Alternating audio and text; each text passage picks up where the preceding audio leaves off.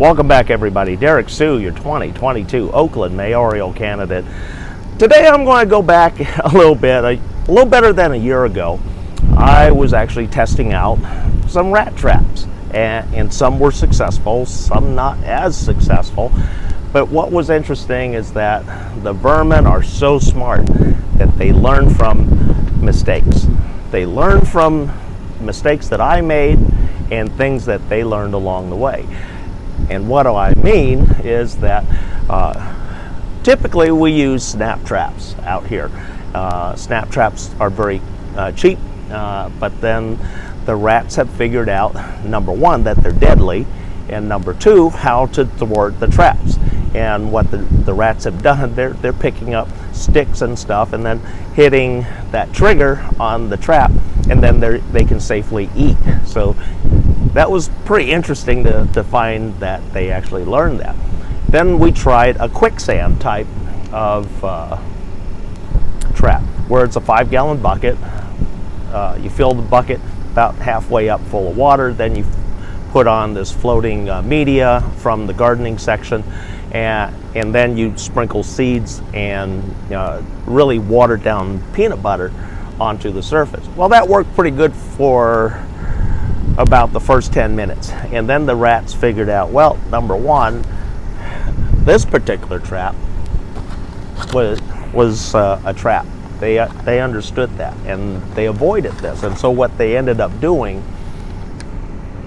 the rats ran around the lip of the bucket and literally hung by their rear legs into the bucket and grabbed off the seeds. And so they thwarted that trap, and this particular rat trap very easily. This one this was on that bucket, on a plain water bucket after the quicksand. This is called walk the plank mousetrap. And this one, I only was able to attain a mouse size. I wasn't able to get the rat size one from Amazon at the time, but I got this, and they thwarted it. They figured this out. They wouldn't walk to the end where it would trigger the tilt and dunking them. So this was a failure. Here, it may not be failure for you if the mice aren't privy to traps in the area. So another thing that has started working really well, and I caught a majority of the rats and mice and vermin around here, are with the sticky glue traps. Glue traps work really well. Downside to glue traps is that when the temperature drops below mid-50s, that sticky portion here, gets hard, and so it's no longer sticky. And I've actually had rats and mice walk right across that and just barely leave a paw print on the surface because it gets so cold and this gets hard. So during the winter, unless these are indoors in a warm area, they're pretty much useless. Out here, they're useless now. I still have some on the floor because my shelter is heated. And so what we've now advanced to is electrocution. I watch a channel on YouTube called Mousetrap Monday. And so they had a version of a mousetrap that they were showing, and it electrocuted the rats. And so I couldn't find that exact model, but I did find a model locally. And here's what I found. This one was on Amazon Prime. It was $29.99 on Amazon Prime, and it's pretty cool. I haven't had an opportunity to get a rat yet, and I'll tell you why. But I love this, and I'll show you. Really simple. You don't have to touch the critter in any way. It's clean. You put bait inside that door. You see some of the stuff that I have inside there. I have a combination of things. I have some cat food. I have some peanut butter. I have some pistachio nuts in there. So I gave a lot of different choices for whoever goes in there. And this particular rat trap uses 8,000 volts of electricity. 8,000 volts of electricity, and it's very safe, very simple, very easy to use. As you see, 4 AA batteries, and it says that with this, with the 4 AA batteries, you should be able to kill up to 16 mice or 16 rats. And the 16 rats, what's interesting, these stay energized, the plates stay energized for up to 2 minutes, because rats, for most of you that aren't familiar with rats, but rats can actually restart their heart for up to 2 minutes. And that surprised me when that first happened, because one of the times I had got a rat, he fell over, I thought he was dead. I went to go get a container bag for his body, and when I came back, he was gone. Yeah, he restarted his heart, and he got up out of there.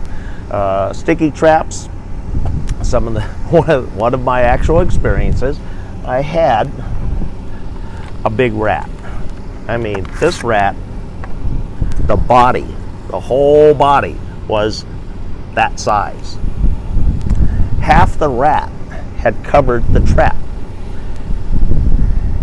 The rear legs were stuck to the trap, the tail is stuck to the trap, the belly's stuck to the trap, and that rat used his front legs, took the trap with him. Took his front legs and ran with his front legs, took the trap with him. Well, we know he's not likely to survive because he can't use his hind legs, and also vermin have to keep their fur immaculately clean in order to avoid getting sick with diseases, with a lot of the bugs that they pick up, like fleas, lice, all sorts of nasty things. But that's why they have to stay pretty fastidiously clean in order to avoid getting sick themselves. But with this all over him, and he got off the trap, but with this glue all over him, he's going to be like a magnet.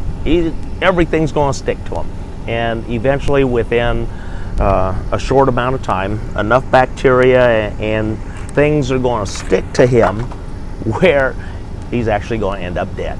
So I wasn't worried about that one too much, but anyway, we're on to this. We're going to see how well this performs. We've had it out for the last 3 nights, and I'll tell you why I haven't had any vermin action on this. Because just before I bought this, I went and foam sealed all the ground area around my shelter. I went down to Home Depot, bought a bunch of cans of spray foamed everything that is around the perimeters, and for the last 3 nights I haven't had a single vermin come into my shelter, not even on the backside, because I fixed the holes in the backside. I put a whole new sheet of plastic, I put new barriers down, so I've really blocked a lot of the vermin from coming into my home. But right now, as the weather's transitioning to really cold and soon to be really wet, I'm already starting to hear them crunching away at the foam. They're literally chewing on the foam in the middle of the night, and so eventually they're going to chew a hole through there and have an entrance. But I'm going to have plenty of different traps waiting for them, and so they're just going to have to figure out somewhere else to go. But they know that there's food in here, because historically they know that shelters have food. Now, my next door neighbor, they raid that shelter of dog food, because the lady there, she doesn't properly secure her sacks of dog food, unfortunately, and that's what attracts a lot of vermin. Also, we have a lot of garbage that ends up being thrown on the ground by other folks, and so that creates vermin piles of disease. So we're working on all of that to clean those things up and resolve those issues so that we can really get hold of the vermin and pest population here. We've sealed, well, we didn't seal it up, but we closed up one of the street drains because that's where we caught families, literally families of rats coming out of the sewer, and they travel through the sewers. And so we have a sewer here, an opening on this side, and then there's 2 openings further on down the street on the other half of the camp. And so they can travel. And so they can travel safely without being seen because of the sewer, and so they have it pretty good. So, but we have to maintain control of them. We have Vector, Alameda County Vector, come out here often, and they actually complimented this camp, saying that we had a really good handle on the rats, because when they set out their live traps here back in when was that? July, August. Back in August, they set 16 live traps out here to catch hopefully 16 rats. Well, historically, they've always filled traps. This is the first camp that he said that we didn't fill the traps. So we barely got 8 rats. And so out of 16 traps, we got 8 rats. And they were really happy that we didn't fill every single trap. And so we're doing our best at trying to keep them at bay. Like I said, these things are smart. They learn from mistakes. How I first started out when I returned back here back this July, I was using the poison green blocks. I hate using those poison green blocks because we don't know where they're going to die. Typically, they run underneath the floor, they die underneath your floor, then you got a stinky house. So that's what usually happens. Anyway, thanks for joining me today. That's what we're doing. The next step, if we still have a big rat problem and this didn't solve it, the next step is a more lethal version. It's a very expensive tool, but it's 100% kill, and it operates with a CO2 cartridge. But the $200 price tag sets a lot of people back. And they say, "Whoa, $200 for a rat trap." Now, unless you have a very serious rat problem, like a lot of the homeless encampments do, it does make sense to spend $200. But in the case of homeless encampments, where you have maybe tens or even 100 vermin on site, that can be very effective at controlling those critters. So anyway, thanks for joining me today. We'll be right back.